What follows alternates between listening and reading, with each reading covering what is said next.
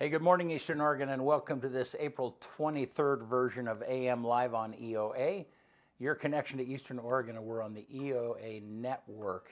And here in just a bit, we're going to have Calvin Bennett and Isaac Insko, political guru students from EOU, going to be here with us and talking about everything EOU and politics. My favorite. So I know. I'm sure you can throw sports in there. They got injured playing softball yesterday. Playing. Yeah, so there's sports in there somewhere. Nice. You had a puppy follow you to work today? I did. Yeah, I was just walking down Adams, same way. Look in the glass, see something catches my eye. I turn around and there's this little puppy. Gabe put a picture of it up. It's a little lab. I haven't seen him yet. Yeah, it looks like it's probably a mutt. It does have a lab in it, but I couldn't just leave him out there, so I turned around, walked back a couple blocks, was trying to see if anybody was out there looking for him, because I mean he's clean, you don't have no fleas or anything, nothing. So I just carried him here, and the girls next door have him, and we made a couple social media posts and trying to get him to his owner before animal control comes, because I mean the lady at the sheriff's office said that the animal control guy, because the puppy's so young, will just put him in his truck and drive around and try to find the owner before they take him to the pound, because that'd be kind of scary for a little puppy like that, you know? But yeah, I don't know. It's weird. Like I left him with the girls over there. I came over here. I would start working. I go back over there to check on him, and I say something right when I walk in the door, and here he comes peeling right at me and sat right on my feet. Like, yeah, it's weird how dogs know. Like, he knows that I grabbed him off the cold street. And, yeah, I couldn't leave him out there, though. No way. It's Adams. But that time of day, there's nobody out there. Right, You see the people at peak, and that's about it. You know what I mean? It's 5:45 or whatever. And it was just him. He must have got out of somebody's yard or something. They got to live close to Adams, because he couldn't have made it far. Yeah. So if it's your dog, message us and come. That's right. Take him. He's we here. don't know his name. Yeah. Yeah. So, but he is really cute. Yeah. He's or she. I don't know. I think it's a he. Hard to tell. I didn't really inspect it. I just kind of let him do his thing. But he was shivering, and I just kind of put him in my jacket, and we came to work. What a cutie! Thankfully, it wasn't a cat, because I don't know if I would have picked it up. I would have had a hard time. Like a little Cats kitten? Scare me, man. Not a cat, but like a little kitten. I mean, if it was just a little baby, I'd probably have grabbed it. But like cats are just a different breed, you know. Like they aren't the same. Yeah. But anyways, if that's your dog, get a hold of us. We're here. I'd love to see somebody get him before they even show up. Yeah. All right. You want to do sports? Let's do it. All right.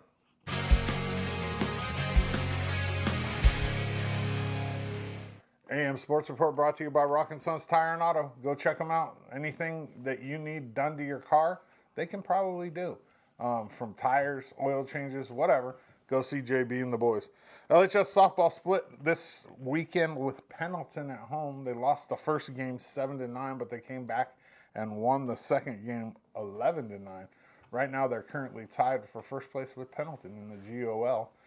With that split right there, I mean, I don't know exactly who has the top spot based on tiebreaker, but the Tigers play again this Friday at home versus Baker, 2 o'clock and 4 o'clock. The boys' games versus Pendleton were canceled. I'm not exactly sure why. If I get that info, I'll get it to you, but they're going to be rescheduled. The boys also play this Friday at home versus Baker at 2 and 4, which they should really stagger those in my eyes, but they don't listen to me, so.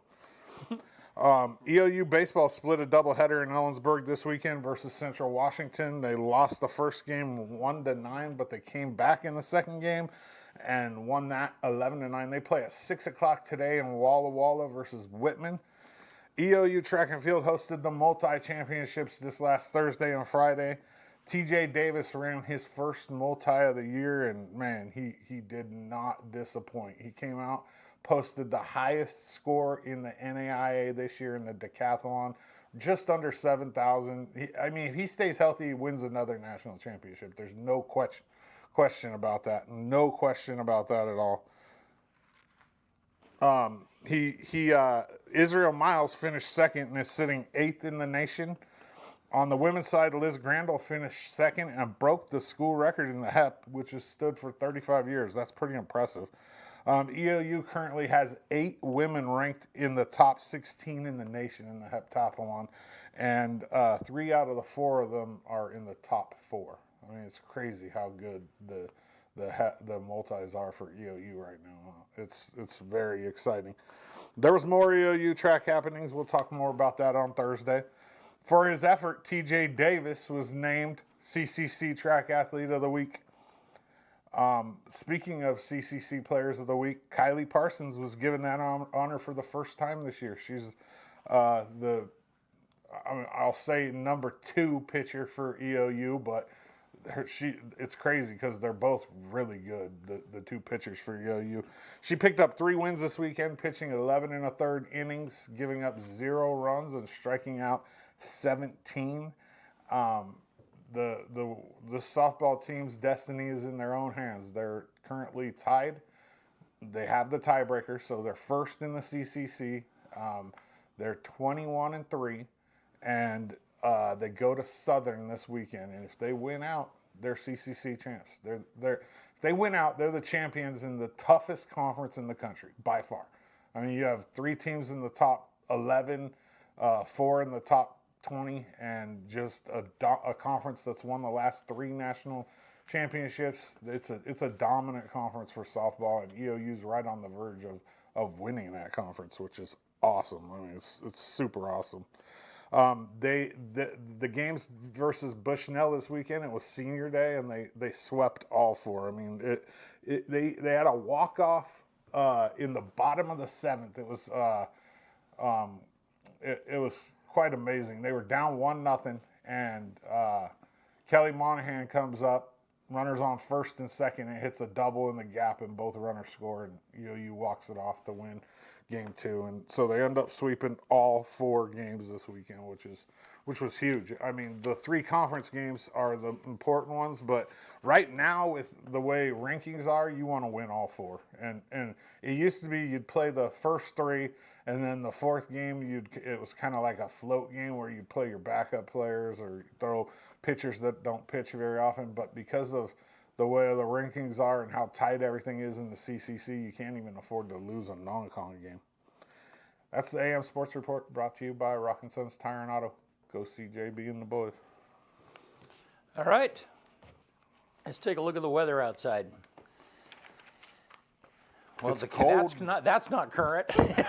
Oh, yeah, spinning screen. Yeah. Let's look at the weather graphic. It was cold this morning. Yeah. I'll tell you that. Yeah. And so 70 today, down to 36.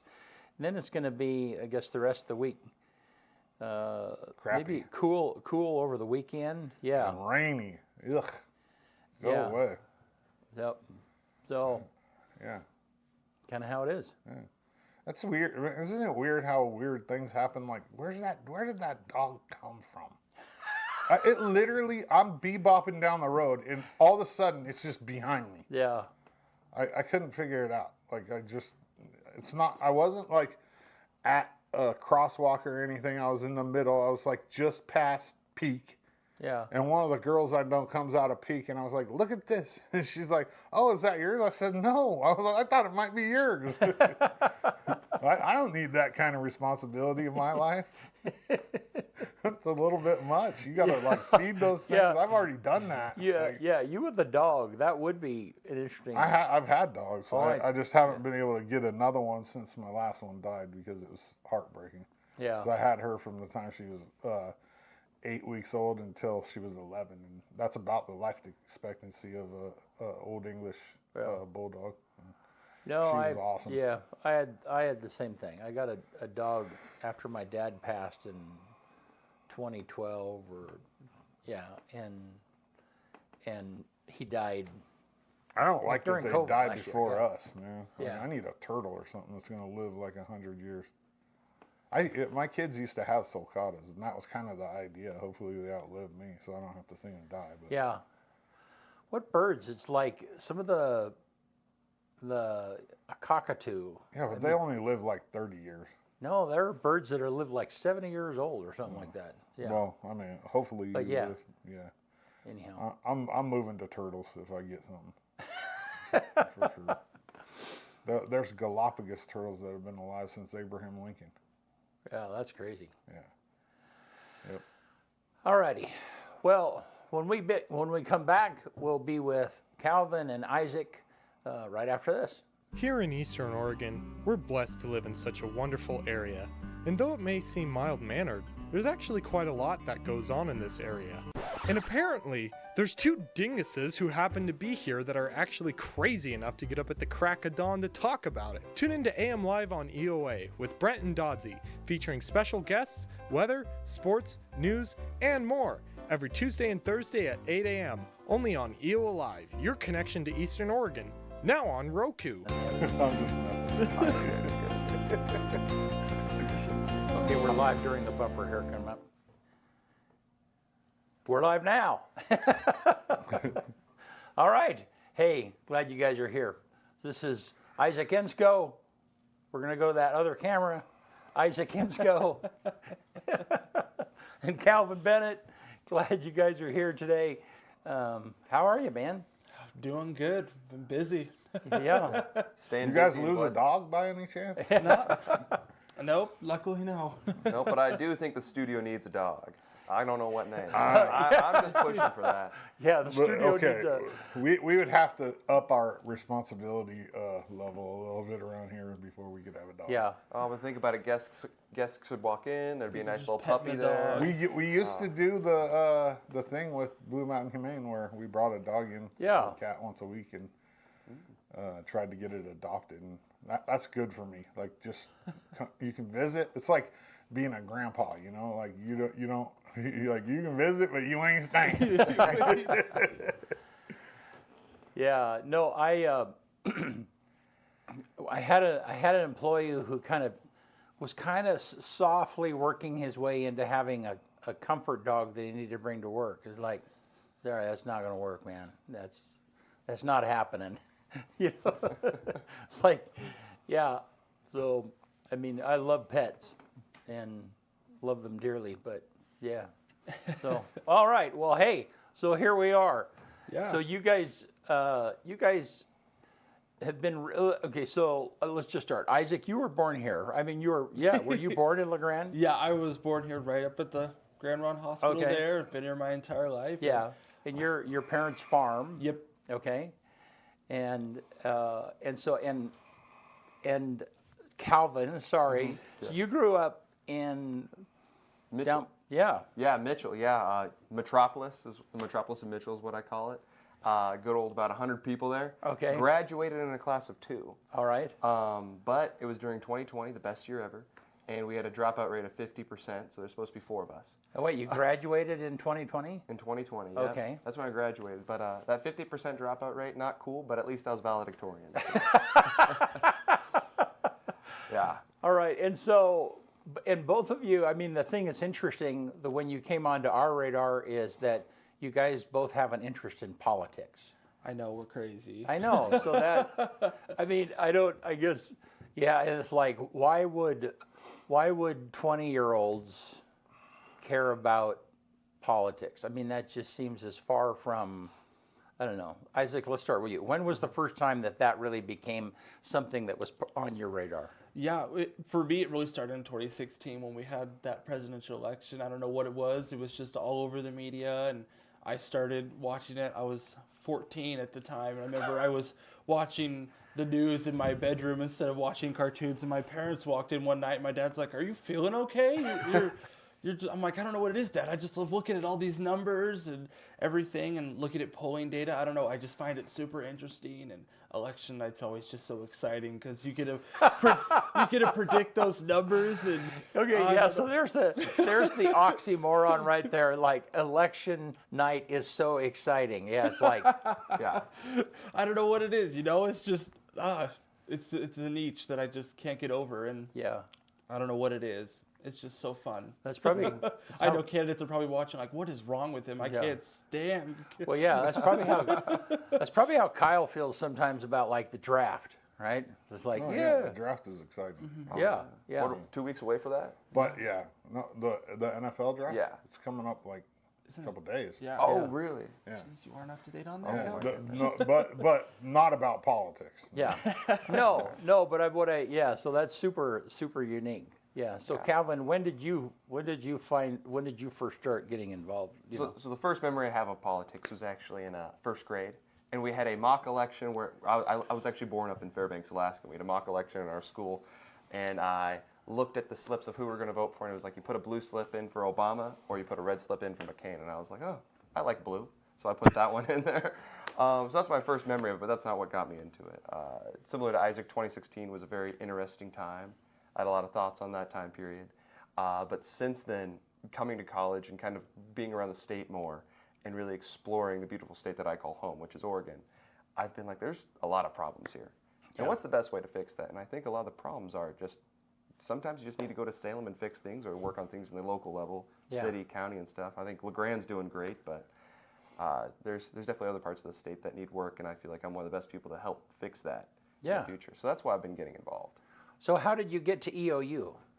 Well, so like I said, I graduated in 2020, right? I had a lot of different plans for where I was going to go. I was thinking like, oh, maybe back east, go to DC. I was really big into shooting sports, so Texas A&M and Clemson were on the radar.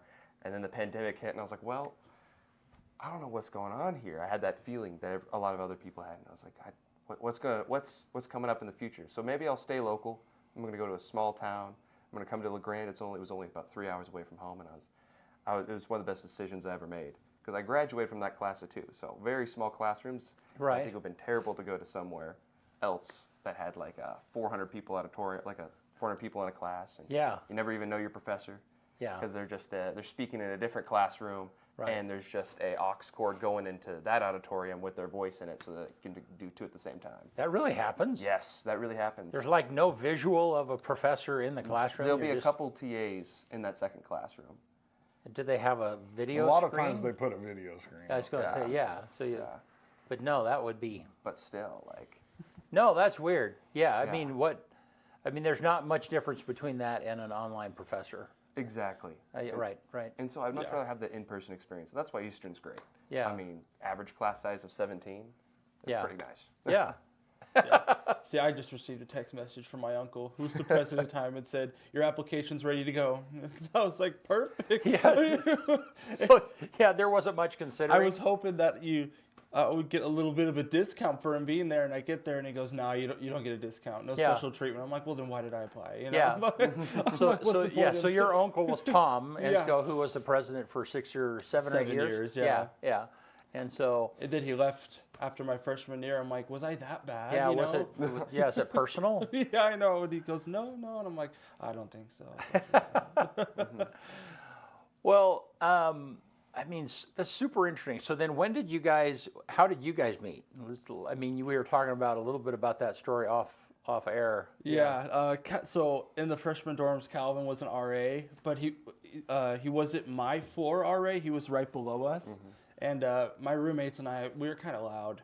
Okay. I'll admit that. And Calvin had to come up almost every night and go, hey, it's past midnight. Could you guys quiet down up there? And we didn't like Calvin for a little while because he kept telling us to be quiet. But eventually he and I got involved in some clubs together and started talking. And then the first big campaign or political event we did was the commissioner debate back in October of, I think, 22. Right. And ever since then, we've just been together. We lobby in Salem together for the university, and we're both been in student government for the past. He's been there for 2 years. I've been there for 3, but yeah. So let's go back to the commissioner debate, because that was the first thing that we did together, that you guys did with EOA Live. And that was a big challenge. That was Paul was running against Lisa Hill. Yeah. And so it was just the two of them running against commissioner versus 9 right now. Yeah. Which is crazy. Yeah. And so and I remember you guys putting that together, and how, I think we weren't involved in it. We just streamed it, and then, no. So what kind of pushed you to do that kind of a thing? That's a big undertaking for a couple of college kids. Yeah. What I noticed as someone who had been living here for the last 2 years is I was like, I don't know what's going on in our local elections, and I want to figure out what's going on. I knew a little bit about Paul because he was the incumbent, and I knew nothing about Lisa Hill. And I was like, as an individual, I want this to happen. So I'm like, you know what? If I want it to happen, there are other people in this community who want to know what's going on. They want to have a place where they can go find an accessible debate, watch it, and learn about these candidates and see who's going to be representing them for the next 4 years on the county level. Yeah. And so we saw a need and we filled it. Yeah, and for us, we wanted to get more people on campus too, and that's kind of why Tim Seidel's office is. Shout out to his office. They've been funding the AV equipment and everything for those debates, and the reason they do is because we bring community members onto campus and students as well. What was really great about the most recent one we had is, while we were also providing a service to the community to meet their candidates, we were also providing students with free food, because food insecurity is a huge thing on campus. So Calvin and I kind of killed 2 birds with 1 stone with that one. And compared to the one we had now, compared to the commissioner debate, I had a lot of people tell us that was so much better than the commissioner debate. And I'm like, dang, I thought the commissioner debate was perfect. And now people are telling me this was so much better. And I'm like, dang. But hey, that's a good thing. But you did the commissioner debate, and then the following year, 2 years ago, you did the city council one. Yeah. And that was, there were four candidates, four or five. I don't know. I try to remember. There were 4 different positions, and So there were 3 city council positions and the mayor. Right. And then there was two people running for each city council position. That's right. That was contested. There was a 4th one that there was only one candidate. So there were 6 people, though. There were 6. I think there were 8. There was 2 for mayor, and then another 7 for county commissioner. So there was 8. Got it. And it's like that every 2 years. There's always 3 seats in the mayor open every 2 years. Right. In LaGrange. And so, and they were all contested, except one of the positions, right? Except one, Yeah. And so, and that was intense. I mean, what? I mean, I have my thoughts, but why was that? Why were those races so the way they ended up being? You have a sense? I mean, we were just coming out of COVID.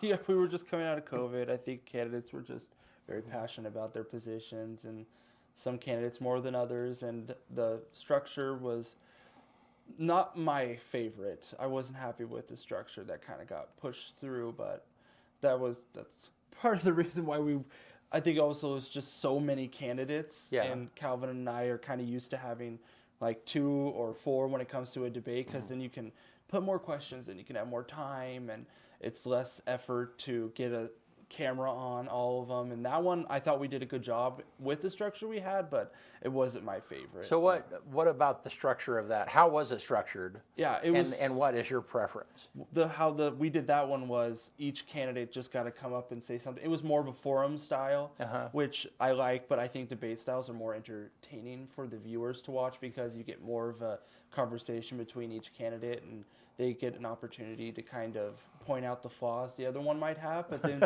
be able to back it up, because, you get those situations where one candidate or their campaign team is talking about a flaw you might have on their Facebook page, and voters see it, and then that candidate has the opportunity to come and address that issue in front of everyone. So that's kind of why I like that structure more. And with 8 people, you can only ask like 4 questions, and you've already gone through an hour, and with 2 or 4 people, you can get like 16 questions in an hour, which is nice.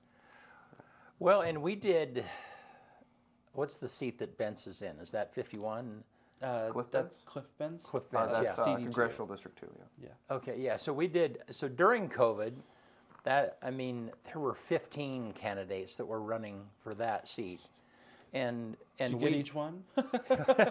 well, what we did was, yeah, I mean, so I think there were 8 Democrat and 7 Republican, or the opposite, different way, and so then we worked with EO Media Group, who owns the Observer and the other newspapers in the area, and we did a virtual forum. I don't know if you guys we did a virtual forum here, had people on the stage, and they did it, but and one night we did the Republicans, and then the next night we did the Democrats, and everybody was virtual except the people in the studio. Okay. And that was a frickin' jungle. It really was. Yeah.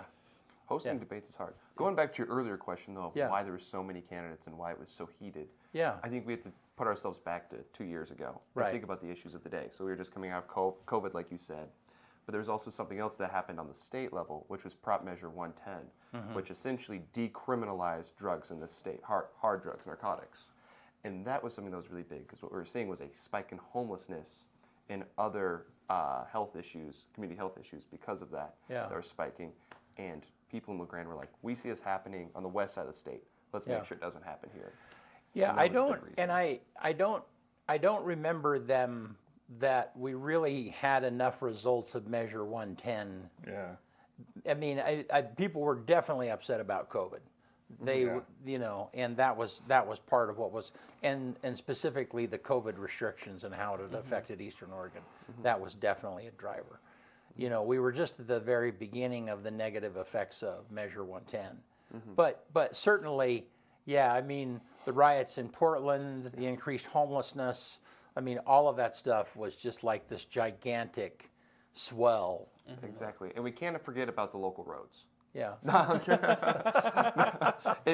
went back and watched that debate recently, and the 2 things that I mentioned the most were the roads and stuff regarding that, so like snow plowing, Yeah. of course, and then Measure 110 were the 2 biggest things mentioned Yeah. during the debate. Huh. Okay. And this, 110 was the most mentioned during the It was debate? mentioned a lot. It was It's crazy because it wasn't even. well, really- and I'm trying to think, was that when was that the year that it was passed, so people were talking against it, or it had been already passed in? I believe it was 2020 when it was passed. So, Yeah, it and the was debate already was in passed. 2022. Oh, okay. So it was in effect for 2 years. Okay, so we were yeah. So, no, and so there were certainly a lot of heated elements in that.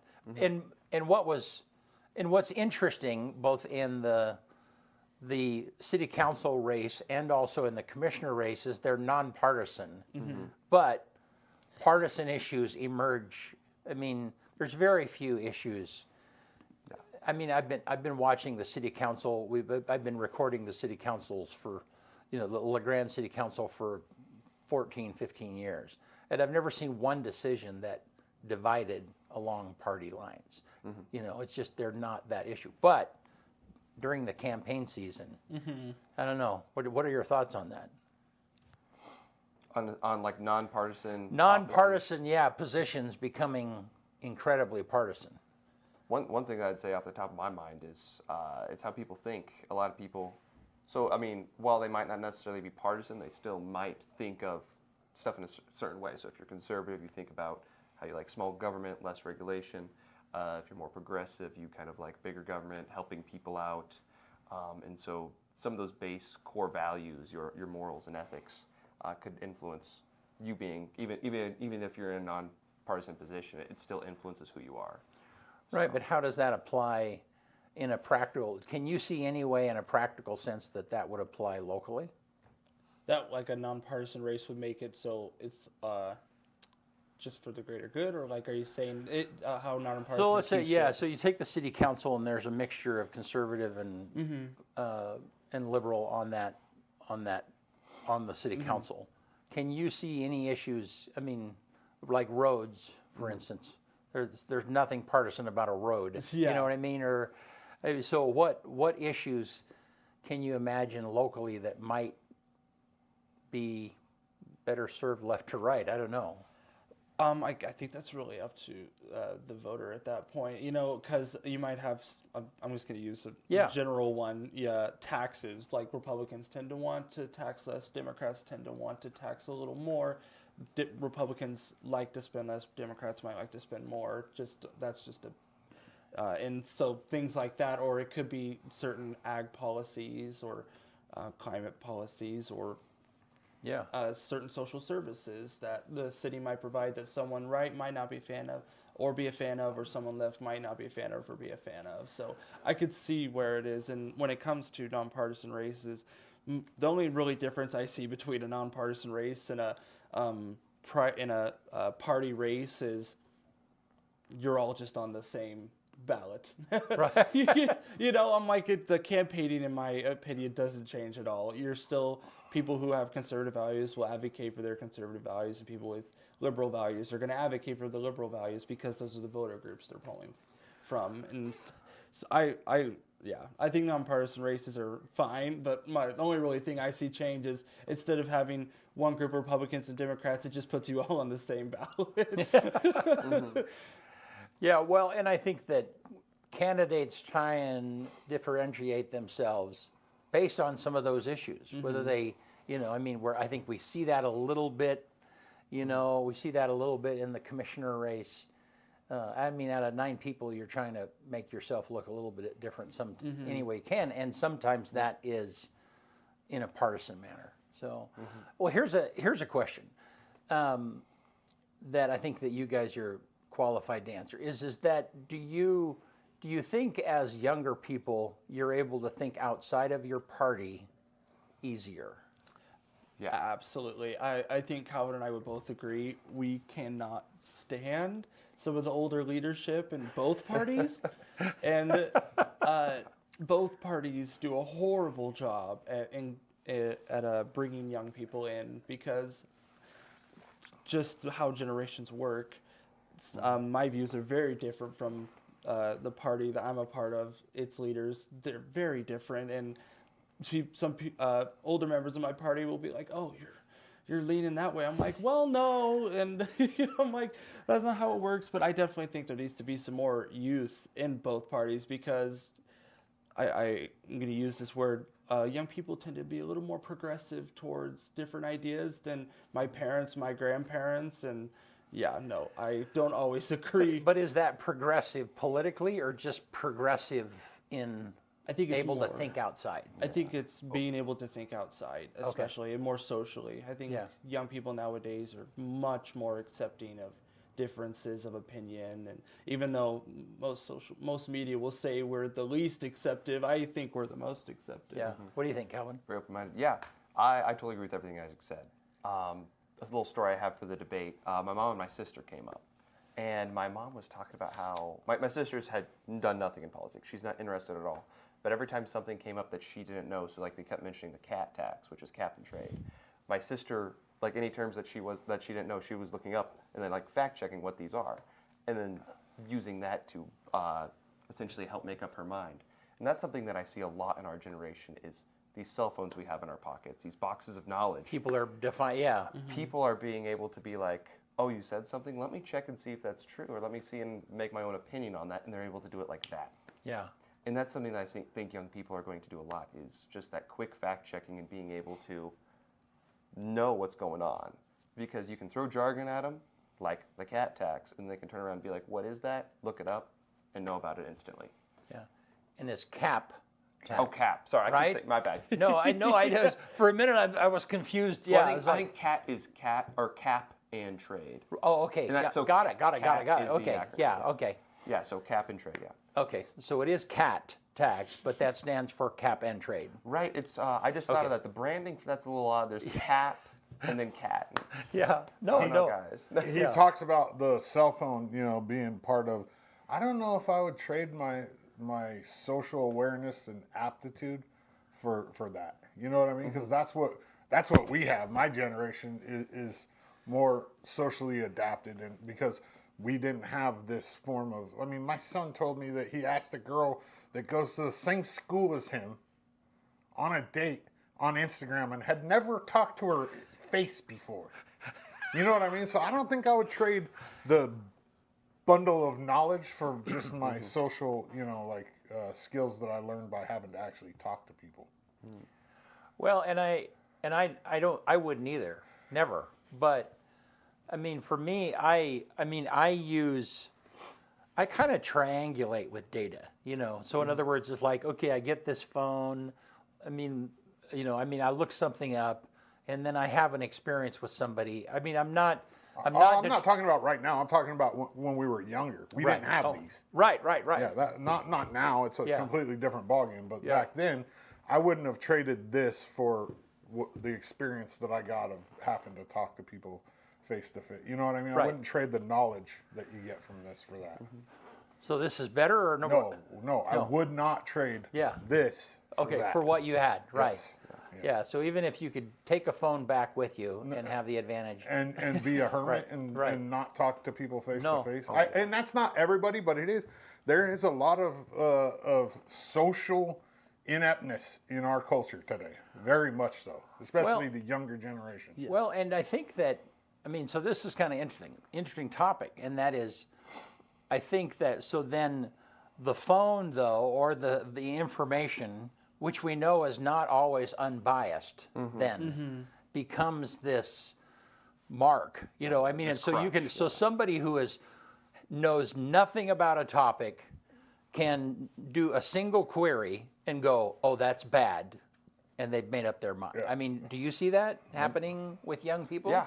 That definitely happens. And the thing is that you can't just click on Wikipedia or do what the little Google excerpt is at the top. Right. You should go to some trusted sources and then find multiple ones and see if they agree, disagree, and check that. So it's kind of like how you were talking about triangulating. You need to go to like the normal one, Wikipedia, to get the basic understanding of the background, and then you need to go to the other sources that are like maybe one's a little bit more left, maybe one's a little bit more right, and figure out what they each say, because there's three sides to a story. Yeah. Yeah. There's yours, mine, and the truth.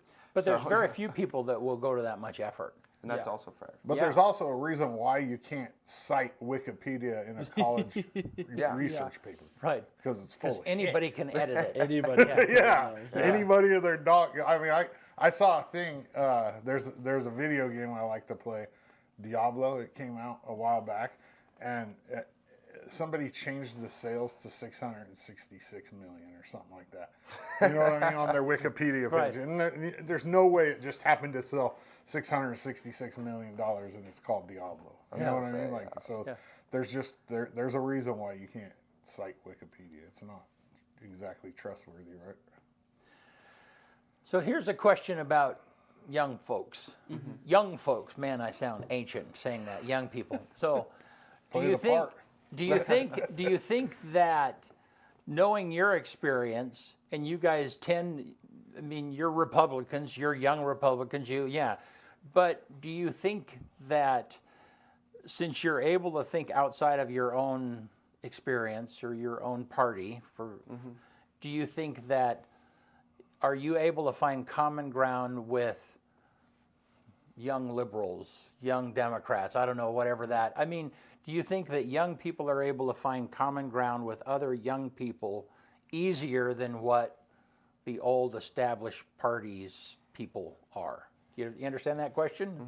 And I'll let you go first, Calvin. This time. Oh, okay. Calling me out. Yeah. I think young people would tend to skew to be able to solve issues more. What we've seen a lot is this generation that we're in now is the first generation that is going to have less wealth than their parents, right?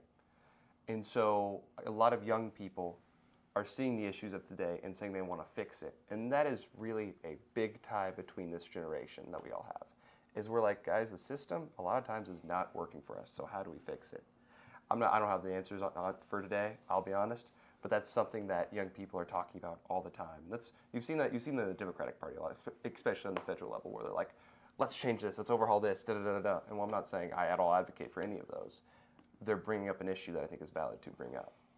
So, I don't know, Isaac, you want to add on to that? I don't think it's fair for me to say it's easier for our generation to get along with students, or for me to get along with others who might not share my values, because I've met people who, we're very different in our values, and they won't ever talk to me. I don't talk to them, so I won't say that. But an experience that I've had that really opened my eyes is actually when I joined the choir at Eastern Oregon University, because theater kids tend to be a little more left-leaning, and I'm very Republican, and I'm the only ag kid in the choir right now, and it was very separating. And at first, a lot of the students there who knew about my values, they kind of stayed away from me for a little bit, and I kind of stayed away from them, so I'm just as guilty. But now almost all those people and all of the members in choir, we're all great friends. We hang out all the time, even though they might have voted for someone I would never vote for, and I vote for someone they might never vote for. And I think that's the message that Calvin and I definitely wanted to share is, hey, just because we don't vote for the same person does not mean we can't have a beer afterwards. You know what I'm saying? And that was a huge eye-opening experience for me, because I realized how close-minded I was for a short time period there. I was like, oh, if you are a leftist, I don't want to talk to you. I don't want to get to know you at all. And then I got to meet some of these people, and I'm like, wow, we really are very similar. We just vote differently. And, you know, once again, I can't say that our generation does a better job than yours, because there's students who won't ever accept other students' views, and then the students who do. So I think you can, and I think you can at the same time. So the issues with the political landscape, whatever that might mean. I mean, you pick one, and they're just nothing is easy to solve, you know, and nothing turns on a dime. I mean, there's no switch that you can flip that fixes homelessness. There's no, or mental illness, or Measure 110, or, I mean, just doesn't matter. I mean, pick a topic. There is nothing. I don't know.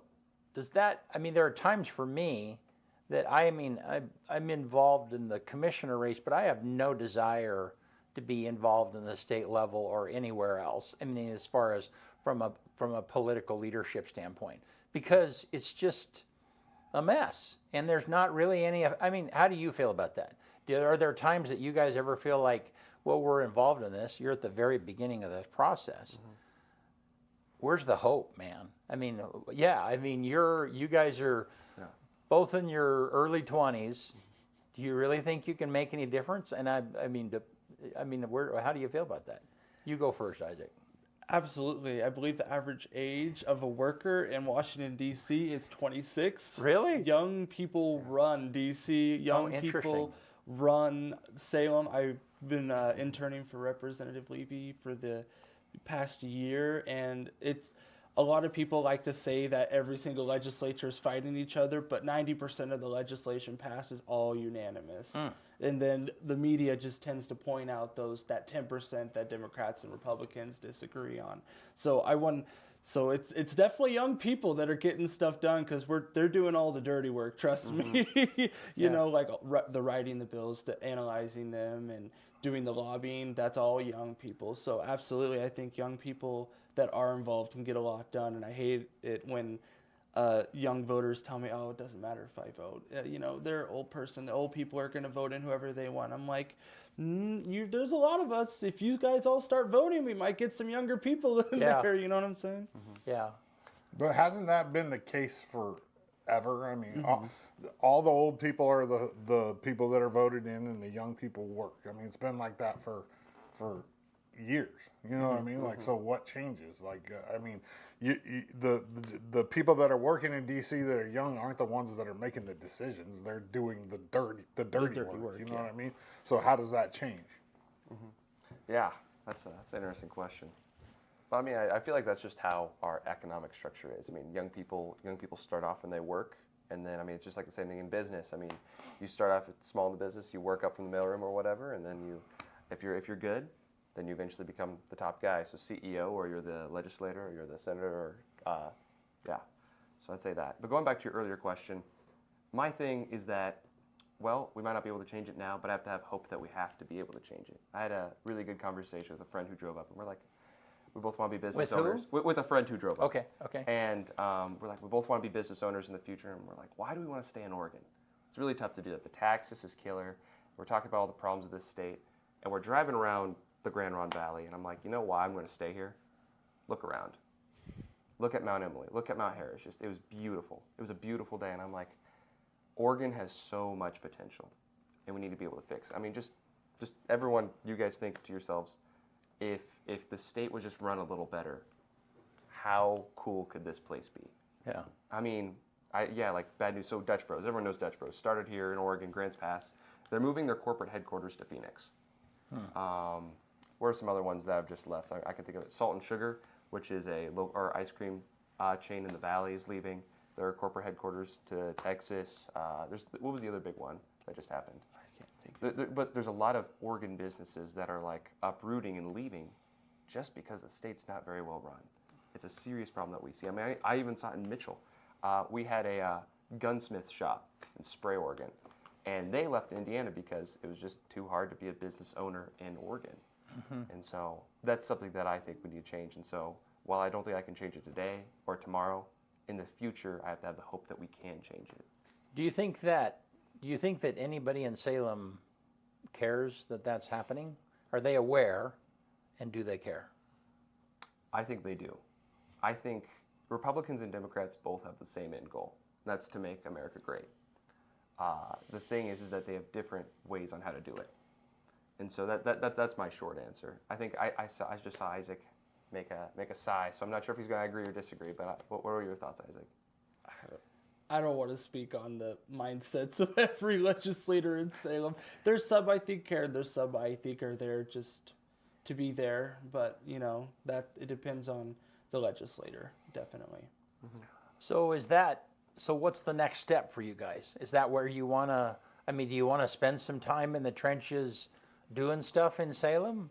Yes, I definitely want to, and I've definitely learned working with Representative Levy that I would more enjoy being someone who's like a chief of staff or a policy analyst for a politician, because I get to do all the fun work but never have to put my name on it and get all the public press scrutiny. Oh, You don't get your life looked into I'm sure you've learned as a candidate yourself that your entire life is under a microscope, and I'd rather be the person behind the guy who's being microscoped doing all the dirty work, because I get to do what I love and make a difference and not be scrutinized for everything that's being done. So I definitely am hoping to get a job in Salem. Yeah. Especially because I want to do good work for my community here. Yeah. What do you think, Calvin? Yeah, I feel very similar. I think moving to Salem right after graduation, because I graduate this June, would be really cool. Going and doing some of that good work for this community. I mean, I've lived in Oregon since I was 10. I love this state. And being able to really help our constituents and get stuff done for them is incredibly valuable to me as a person. So that's where I think I'm going to go after this. But we'll see. There's other opportunities. So yeah, we'll see. Not to be a negative Nancy, but you're not going to love this state much after you live in Salem for a while. And that's valid. That's valid. I mean, I live there. I know. Believe me, I've lived out in the valley my entire life, and just a few times we visit Salem, I'm like, Calvin, I could not imagine living here. See, guys, okay, my official proposal today, we move the capital to LeGrand. Can we just do that? You should move to Dallas or one of the outlying, Philomath, somewhere. Oh, okay. Dallas is very much like LeGrand. Western Oregon University is like 8 miles away in Monmouth. Oh, okay. It's farming, conservative. It's very much like LeGrand, but over there in the middle of the Willamette Valley, and that's the only way I survived was living there. There's no way I would have been able to make it living in Salem. No way. Okay. Okay, so Andy, who we met, one of the young Republicans. Andy, what's his last name? Huey, okay. And then Alex is watching online. Both of them have written bills that have gotten through, which is the opposite of what you just said, of having your name on something in the scrutiny. I mean, tell me how you feel, how do you put those two worlds together my for understanding of, this is, I might totally be wrong here, and but my understanding is when Andy and Alex say they write bills, they do write them, but then I believe the legislators sponsor them. So I believe it's they put their name on. They put their name on it because I Okay. think the legislator has to sponsor the bill for it to even be considered. I know you can submit bills, but I think it has to be for instance, Representative Levy most likely is the person who sponsored those bills to go forward. So have you written bills before? Have you guys flirted with that? Or, I mean, what's involved in that? I should have asked Alex that, but. I'm still learning all that's involved in writing bills. I'm not very proficient in it. It's still an area that I'm learning about. I've analyzed a lot of bills, looked into their effects, and had to do that and for a while, but I've never gone through the writing process. That's the next step. Right, and same here. I haven't written any bills, but I've analyzed a lot and figure out what's best, what's worst, who are all the stakeholders involved and stuff like that, and how does it affect Eastern Oregon University, which is what I've done it for with Andy and Isaac. That's where we've done quite a few. Is for the student government being like, okay, how's this bill going to affect us? How's it going to affect students? How's it going to affect the institution? How's it going to affect LeGrand? Yeah. And then should we go to Salem and talk about it and advocate for that bill? But yeah, I've never written any. So I think there needs to be a law passed that says that bills have to be written in English instead of politician. Politician. Yeah, it's like looking at affidavits, Right, court yeah, affidavits. right. You're like, what the, like, speak English to me. I don't want to waste all day looking up all these words and Right. talking to people trying to figure out what this says. Give it to me in English. So correct me if I'm wrong, but I think in the Oregon State level, each one has to be written at a 8th grade reading level. I'm not talking about reading. I mean, of course, an 8th grader can read all kinds of words. It's about knowing the jargon. You know what I mean? Use like they use these replacement words that are intended to confuse people. They are. And it's not written for somebody to look at and truly understand. You know what I mean? It's basically made in a sense to like confuse people. Because if you're writing the bill and you want people to vote for it, you're going to do everything you can to get those people that are swaying the other way to come this way. So, including manipulation with words, and that's kind of how I feel. Like, let's make these things just cut and dry, the same across the board, so everybody understands. Like, that's my thing. Yeah. So, what happens at a national level when there's like an 800-page bill? I mean, are people are they hiding crap in there, or is that really what it takes? I mean, maybe you guys haven't gotten into that far. You know, I've yet to read a 800-page bill. I'll admit that. I'll be honest. I don't read the 800-page bills either. I'm a busy college student. However, if you're making a bill for the whole country, there's a lot of stuff going on in the United States of America. Right. And if you're trying to make it for everyone, like regulations on everything, that's the problem. And it's a lot of these omnibus bills that include a lot. I mean, we just saw it pass out of the House recently. There's like a bill that includes funding for Ukraine, Israel. Is there another major conflict going on right now? I think those are the two. And the border, the southern border. Right. Okay. Funding for all three of those, which are three very different conflicts. But Right. if you're going to put all those in one bill, it's going to be a long bill, and then there's going to be other stuff going in on it, like what are you allowed to buy, how are you supposed to allocate that money, who's going to allocate the money, and so you have, of course, a lot of this manipulative jargon that we were talking about earlier, but and then they stretch it out, and then on the federal level, there's no 8th grade reading level requirement. Alex commented That is writing in political. On both of those. Alex said that's usually the case, responding to you guys. Sometimes bills have no sponsor to protect supportive legislators when something will be politically negative, but someone needs to at least carry the bill on the floor. But he also said Oregon's Constitution requires state laws to be written simply and easy to understand. Well, that don't happen, Alex. I've looked at some of these bills, and it's not easy to understand. Yeah. Okay. So Might be easy to understand to a politician or somebody. or somebody who was involved in the Yeah, system. but it's like I said, it's like reading an affidavit from a judge. Like, you try it sometime. Pull like a 30-page affidavit off of Oregon's website and read it and tell me what you understand about it. Yeah. It's a challenge. Okay, so I'm going to switch totally here. Okay, so you guys, so you have been the student body president, Yes. right? And your term is coming to an end. Yep. Okay. So I've been president for this academic year. So from graduation of 23 to graduation of 24. Okay. Is my And term. then Isaac, you were most recently elected. Yes, Okay. I'll be replacing him. All right. And so in the debate format that you prefer, I mean the debate that happened for Congressional District 29, right? And there were 4 people in that. One of the things that you guys allowed was them to ask right questions for the other candidate. Yes. Which was a little spunky. Okay. So, given that format, let's say the two of you are running against each other. Easy. I'm just kidding. All right. Okay. All right. And so now, Isaac, you go first. You get to ask a question of Calvin as your opponent. Ooh. Wow. Thought we said no curveballs. Yeah, what happened there? Yeah. Let's say And what- you're talking for like the student body government presidency? Well, or- yeah, and you can make it vague if you want, or you can make it. But I mean, I guess the point is, how do you guys? What do you differ? I mean, can you ask him a question that points out the differences on how you guys function on these two levels? Oh, why are you ginger? Shoot, Yeah. that's a hard one. Well, okay, so maybe we don't have to go there, but let's talk about why you chose that. I mean, that was a little bit of a brutal section. Yeah. Yeah. And what was the point of that? The point of it, not only was it to, for Calvin and I, it was we can't always think of the best questions for candidates. Right. So it's their opportunity to tell us what questions they are interested in and interested in hearing other candidates speak about.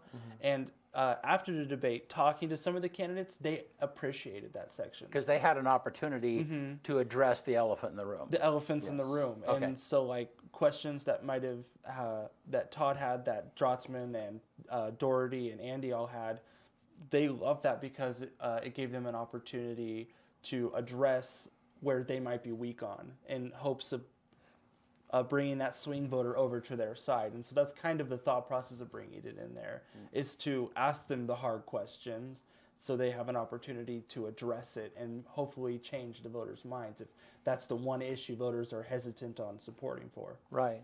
Yeah, it does that, and it really clears the room and really makes sure that you know what each candidate is and what they stand for and their differences. And then number two, it's entertaining. And that was a big value that we had, was let's make sure the entertainment value is good because we want people to be able to sit down and watch the whole thing and be able to look forward to something. And that was a big section that people were looking forward to, was those conversations, were the questions that they were asking each other. And so getting that made so that people watched it and were entertained as well, and so they could learn about these candidates, and so that retention stayed longer. I was looking at our online viewership for that day, and everyone who was online didn't leave, which is unheard of in a live stream, right? People hop on and off of those. Our debate. No, I was watching. It stayed Yeah. pretty steady the entire time. Yeah, it was pretty steady. Yeah. Right. It's hard to enjoy watching a bunch of people argue about policies. So having that in there does create that entertainment factor. And Right. it was cool to hear a lot of the audience members say, "Oh, we could have listened to that for 3 hours." I'm like, I couldn't, but Yeah. that Right, would have but been how do you, I mean, the potential of getting a totally inappropriate question. Well, we vetted every single question. They had to send Right, us the but questions prior. did you get any questions that were like, no, we can't push that one We forward? did not. Yeah. They were all very cordial with each other, so that was nice. There was no slanderous questions. Well, I mean, there. you could get incredibly personal, I mean, And we told them up front that we weren't Yeah. going to allow that. We Yeah. said like no ad hominem attacks or anything, like no personal attacks, just questions that are relevant to the race. If they're not relevant or appropriate, we're going to come back to you and be like, hey, please submit another question. We're not willing okay. to ask this. Because I'm not sure, I mean, because you're going to do one in the commissioner once it's down to 2, I think. That's what Hopefully, yes. you had mentioned that, yeah. And, I mean, and if I'm in that, and if that comes up, then I don't know that I want to participate in that question. I mean, I don't know. I would have to really think about that because I don't know. It's just that's not the way I like to function. I mean, you guys know me pretty well. We've been through quite a conversation. But I mean, I guess I can see there certainly is the advantage of being able to address if a candidate has something out there that they really need to address, then. And you could see the candidates lean into that. As it came up, they would be like, thank you for asking this. I want to be able to address Yes. this. Yeah. So, interesting. Did you like how that turned out? The final product of the debate, I was very happy I with. was very, very happy. Is there anything that you would have changed going back, thinking about it? The one criticism I got from people was the rebuttals, but it's very hard to manage rebuttals in a sense that we have a time schedule for every round, and the candidates all got to rebut at least once for every Right. single round. But I think what the viewers didn't see is they didn't think it was like a perfect outline of rebuttals, which my thought is the whole purpose of a rebuttal is it's supposed to be at random. The candidates aren't going to know when another candidate wants to refute that topic, but so we'd probably work on that a little bit. Well, and the rebuts with 4 people can be a little messy. If it's down to 2, then I mean that makes a little more sense. Yeah. You know, I mean it's just a little bit more manageable. And that was the Yes. first debate that we've also hosted with more than 2 candidates where rebuttals were allowed. Yes. Yeah. Yeah. And so having the 4 candidates and figuring that process out kind of on the fly. I mean, we talked to the candidates beforehand, tried to come to, or we came to an understanding, but Yeah. still, you're on live TV. And I mean, you guys know that being on live Yeah. TV can be challenging once in a while. And so So how do you keep rebuts from just turning into a argument? It's nerve-wracking to do, but there's times where the candidates wanted to keep talking, and I had to be like, No, we're done. bang my gavel and be like, Yes. sorry guys, we're moving on to the next topic. So you got to have kind of some thick skin to be like, no more talking, guys, we're moving on, you know? Yeah, interesting. Well, for anybody who wants to see the debate, it's on YouTube. Yep. There still is a link for it on our Facebook page, so people can go to our Facebook page and find that and get to it. And you guys did a great job. And you know, thanks for what you do. I mean, I'm excited for you guys. You know, maybe 10 years from now, one of you guys will be in the state house, and I can still have your cell number and call you for like, hey, what's going on there? Although that would be a little unlike me, but so, yeah, no, thanks a bunch, guys. Yeah, no, course. thank you for having us. It's a privilege. Really, it's been great. really appreciate it. All right, man, you want to get us out of here? I think they found the dog's owner. Oh, good. Because the girl came to the window and was like, and my phone has been blowing up. So I think they might have found the dog owner, hopefully. On this day, which is April 23rd, 1516, Duke Wilhelm of Bavaria endorses the German beer purity law and adds to it the standards for sale for beer. And that includes that beer is only brewed from 3 ingredients: water, malt, and hops. And that's crazy because that carried all the way through the monk. You know, that's been a thing all the way since the monks back in the old days. They'd have to they took beer from somewhere in Asia, I think, and took it all the way to Europe. And it took so long that the beer went bad on the way. And that's how a certain kind of beer was born. Oh, really? Yeah, It's it took the so bad long beer, to that's get how- there. Yeah. 1789, President-elect George Washington moves into the Franklin House, which is the first official residence of a U.S. president. 1972, Apollo 16 astronauts explore the moon's surface. 1992, the first McDonald's opens in China. That's crazy. You know, I've talked to a couple foreign people actually, that have had McDonald's here and in their own country. So one guy, Mexico, says McDonald's in Mexico is way better than McDonald's here. Interesting. They have different laws around what Right, they can right. add to food, and he said McDonald's in Mexico would blow your mind compared to here. Huh. It's interesting. I've never been to a McDonald's in Mexico. I've been to Senor Frogs and places like that, but never. Interesting. No McDonald's. 2005, YouTube's co-founder Jawad Karim uploads the first video to YouTube, which was called Me at the Zoo, showing him in front of 2 elephants at the San Diego Zoo. It's crazy. It's not even close to the #1 watched video. It only has 311 million views. But that's still a lot. That's a lot of views. Yeah. On this day, the #1 movie in America in 1994 is Bad Girls, Drew Barrymore. And then this quote comes from Bill Murray. And it says, whatever you do, give it 100% unless you're giving blood. Yeah, that's, right? You'd be in trouble. So whatever you do, always give 100% unless you're donating blood. That's it. All right. Hey, thank you guys. Thank you. We haven't talked about it, but are we going to do an election night show on the 21st? Is that, you guys have any interest in that? I'd be definitely. I'm definitely interested. Yeah, I need to I- check my schedule. Yeah. Yeah, I won't be in the mindset to direct it, but I'll, On the 21st of May, yeah. we should, wouldn't we want to wait to do an election show until the actual, Well, I mean, we Head-to-head. we could kind of do an election show light, you know, I mean, For the primary. yeah, primary. yeah, I mean, it wouldn't have to be, you know, I mean, because those do tend to be a lot of work, but, you know, I mean, I think people are used to finding the results here. So, yeah, and maybe Alex could throw in on that. The three of you could kind of. Since Alex is best on the best side of Oregon. Yeah. Over here. That's right. Yes. All right. Well, we can talk more about that. So, thank you guys. Do you want to talk about the Thursday show? Thursday, yeah. I mean, I pretty much have it confirmed.